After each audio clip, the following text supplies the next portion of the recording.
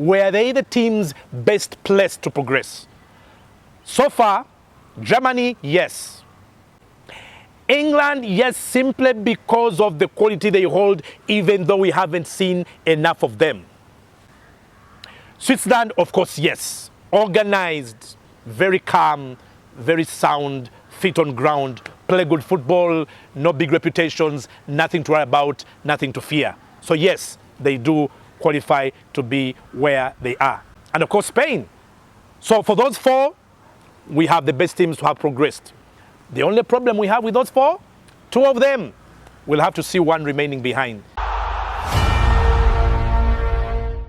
Welcome to Senior's Last Word.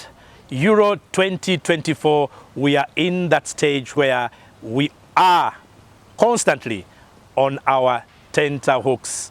Spain already through, Germany already through, England already through, Switzerland already through. A brief recap and analysis of the knockout stages thus far as we've seen. Most deserving to be where they are, Spain. So far, the standout team at Euro 2024. When they came, you wouldn't really point to them to be the favorites to win it, even though they were among. Mostly because they don't really carry the huge names that we've known to associate with them in the past. But once the tournament kicked off, player by player, game by game, you think, wow, who is going to stand in their way? On the way to their place in the quarterfinals, they literally swept Georgia aside. For me, even in that game, Georgia has been one of the best teams at Euro 2024. They could be newcomers, their first time tournament in history. And by even going through the group stage, they made records one by one at Euro 2024. They faced a Spanish side that's in the mud. Spain are gaining the advantage of having players that are just enjoying themselves. They are the only team at Euro 2024 whose players are there to enjoy themselves, to put to good use the skill sets they have, the talent they have, just celebrate the football they have. Of course, it has something to do with tradition, Spanish tradition. Whether win or not, Spanish teams will come to play football the only way they know, beautiful football. But what we are seeing with Spain is something that we haven't seen at Barcelona, where some of these incredible players are coming from. Pedri and Yamal. Wonderful, wonderful players. But this Yamal, the 16-year-old, at 16, the confidence with which he is playing, forget about the goal if he scores, the assists when he makes them. His all-round play, 90 minutes if he does play 90 minutes, is almost as if he's playing with players who are younger than him. He's so strong mentally. He plays in superior fashion. When he's taking on players, it's almost as though he's done this so many times before, and we all know he hasn't. He takes leadership. When Spain are on the back foot, the way Yamal looks for that ball, and when he gets it, the number of times he attempts to get behind defenders to create something is amazing. Bring on Rodri, Man City's current best player for me, if you can ignore Phil Foden for once. He's got such experience playing in a good team with so much confidence to lead that confidence is spreading. When he sits in that midfield, of course with the young man Pedri alongside him, you feel, who can deny these guys? I like what Spain did this time. For long, they ignored Dani Carvajal, the right fullback, Real Madrid. For some reason, in previous teams, he was always a substitute, not really a starter.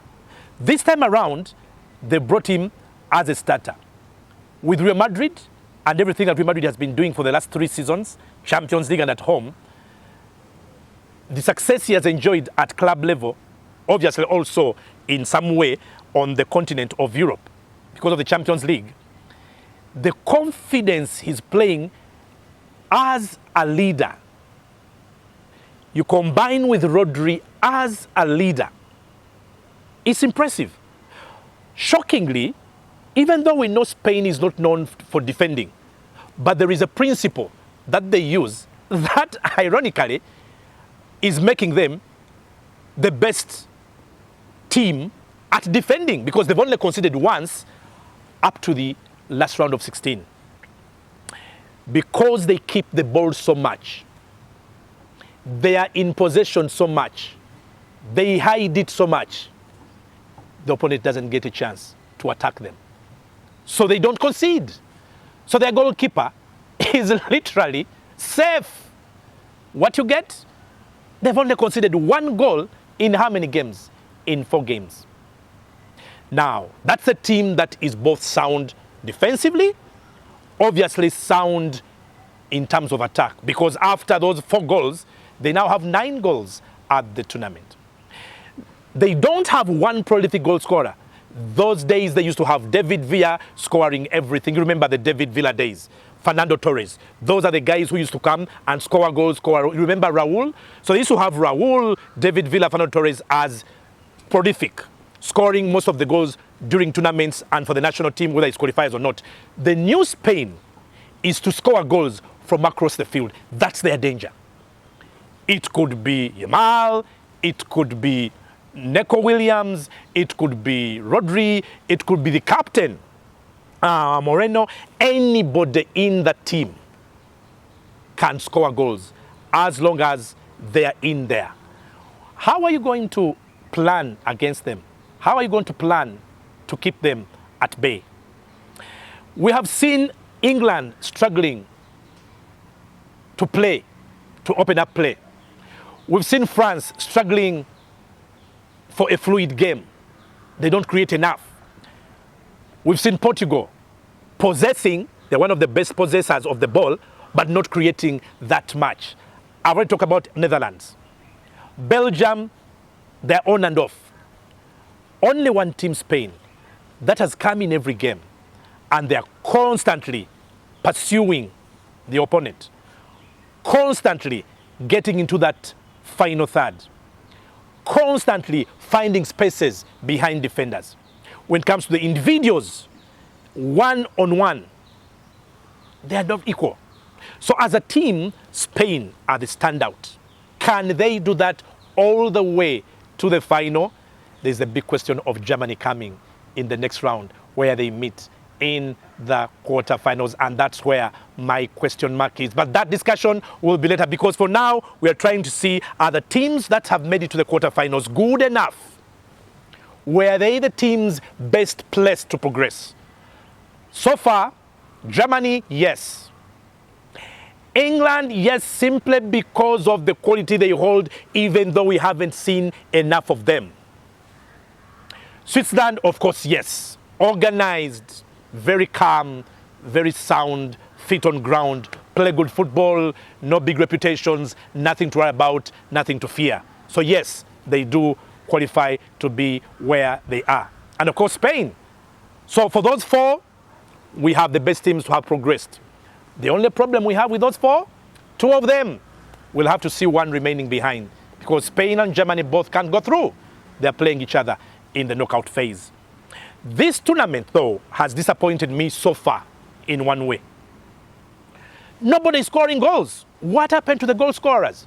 The top scorer after the group games, Martial, he's not a center forward. He's an attacking midfielder. In number 10, 3 goals. Everyone else who is close, 2 goals. Harry Kane, 2 goals. Guys like Romelu Lukaku still struggling to score and to find the net. What happened? Kylian Mbappe, a penalty, missing so many goals. So the list of names in there, whom we would have thought they should be scoring goals, are not scoring.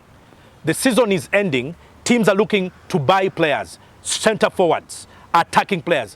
Which players are you buying if you go to shop at Euro 2024? That's my problem. You will find The problems who have done a good job to put themselves on the shelf are actually in Serbia, in Georgia, in Slovenia, in Slovakia, in Turkey.